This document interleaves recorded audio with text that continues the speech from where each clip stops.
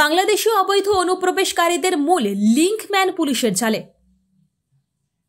সীমান্তের তারের বেড়া কেটে অর্থের বিনিময়ে বাংলাদেশিদের ভারতে প্রবেশ করানোই তার মূল কাজ। আর সেই কাজ করাতে এবার এনজেপি থানার পুলিশের হাতে মূল লিঙ্কম্যান বিপুল অধিকারী।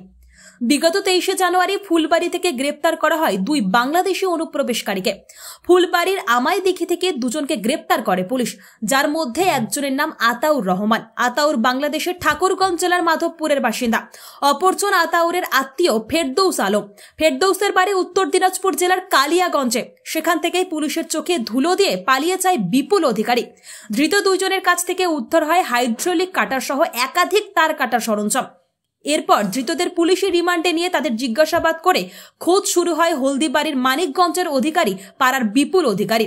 পুলিশ জানতে পেরেছে সেই নাকি তাদের ভারতে আসতে সাহায্য করেছে। দীর্ঘ প্রায় 1 মাস চিরুনি তল্লাশির পর অবশেষে শুক্রবার সেই লিঙ্কম্যান বিপুল অধিকারীকে গ্রেপ্তার করে এনজেপি থানা। ধৃতকে শনিবার জলপাইগুড়ি আদালতে পাঠিয়ে তদন্তের স্বার্থে 7 দিনের রিমান্ডের আবেদন জানাবে পুলিশ।